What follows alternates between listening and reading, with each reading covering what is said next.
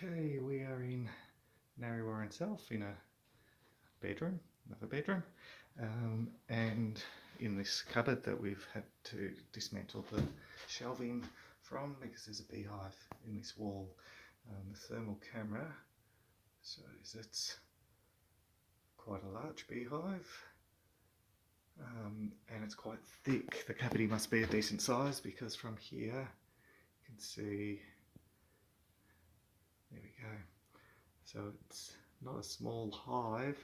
They think it's been here about 6 months, but it may have been here longer based on the size, but it could have yet again just been a really big swarm, so we won't know until we start seeing the colour of the comb. But now we'll cut the plaster, aiming to not damage the cornice up there, and then see what we've got. Okay, so we've done the cuts that we need, fingers crossed.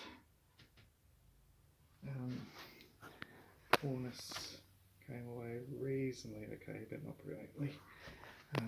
It's the problem because obviously it's glued, it's very hard not to damage it, but there we go. Alright, we'll now pull the board back and see what we're dealing with. And there's the hive. It's a darn big hive. See that? Very big hive. Ooh. Okay, it's been here longer than 6 months. It's been here quite some time. Oh well, let's start getting it out of here. Okay, first layer's out. A lot of hives this season have had not much honey at all because it's been so wet. The rain keeps knocking the nectar out of the plants, and then there's no nectar for the bees to collect. Or in some of the northern areas it's been too dry and it boils the nectar out of the plants. But this hive's doing quite well, which is great. It's got a reasonable amount of honey, which means we're, instead of having to feed the bees excess honey or sugar syrup to keep them strong and healthy due to low resources, we'll be able to feed most of their honey back to them, which will be great. Okay, so it's a little bit complicated, this one. You can see obviously the hive goes around the corner and there's a big drop down there, but also the hive's up into the roof as well, which means I'll have to take out plaster along here to access all that. But first steps first is to get this bottom half out.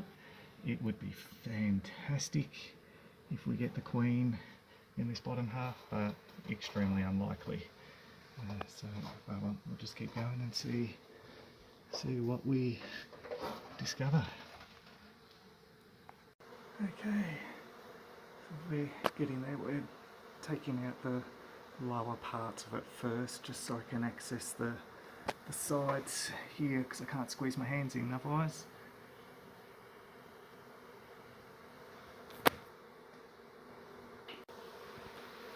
Okay, so you can see we've got getting there one more way. So you can see the bees using themselves as measuring devices and walking planks and all sorts of things. Left undisturbed, they would have joined these two pieces of comb together, but obviously they're not undisturbed now.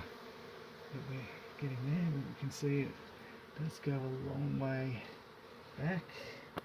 So there's quite a few more layers. The back layers are more, look newer, and then you've still got more around the corner. So, and I have no doubt we'll find the queen up there somewhere. Okay, we've just added a second box as we filled the bottom box with brood and resources. We're working on to the next section. So we'll easily fill the next box with brood as well. There's just so much brood in here. And yeah, as I've said previously, focusing on the bottom half of the hive and what's around the corner to the left, and then we'll worry about what's in the roof. Okay, we've got that section out. We're now onto this section. You can see just how dark that comb is there. And then once we do that, we'll start working our way around the corner and on that. Hoi. And then we'll start chasing the queen bee.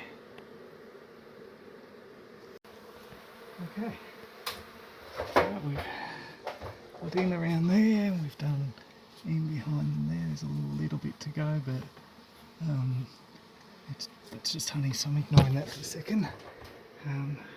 We're now got to get in up here, so we'll have to now cut the plaster here so that we can access the next part of the hive.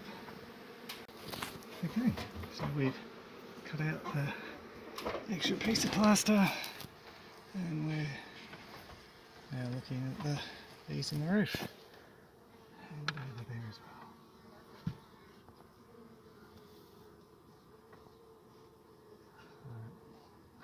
There we go, fun times. There's not much brood left, so once I've got the brood out I can start bee vacuuming and that will make life a lot easier. Okay, we now have all the brood out.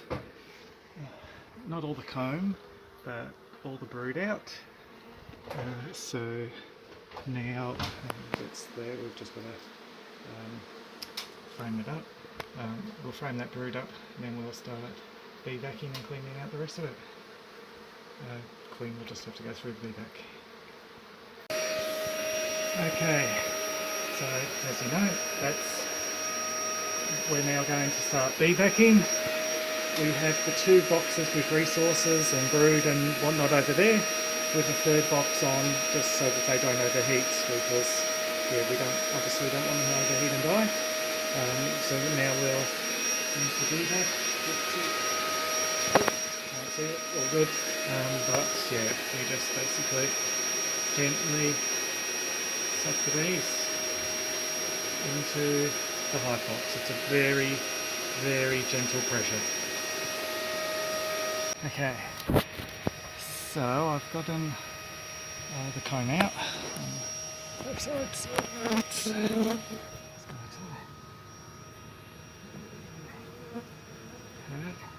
But now, in order to bee vac these around here, potentially the queen, I need to go outside, get the really tall ladder because it's a double story, and lift some tiles. So I'll leave the bee vac hose up here and go lift some tiles.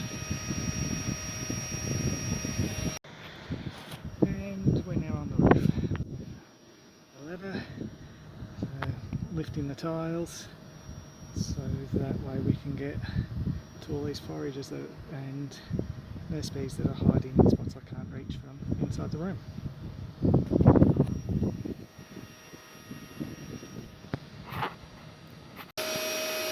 Okay, so we're finished on the roof. We're now vacuuming the bees that have come to the window and down there as well. So, and then we'll give the roof one last vac. The queen's in the box. We vacuumed her from the roof. So yeah, we're not too far off.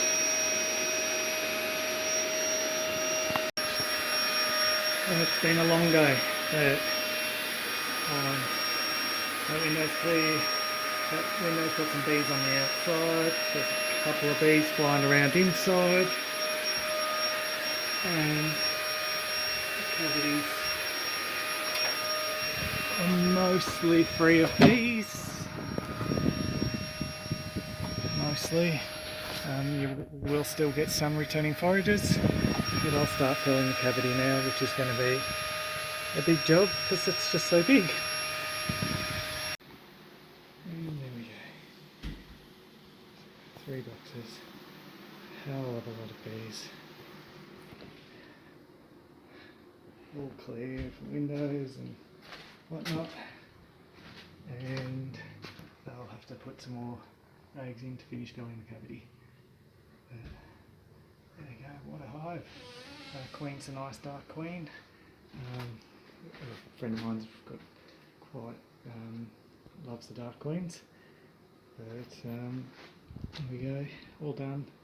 We'll get them to quarantine.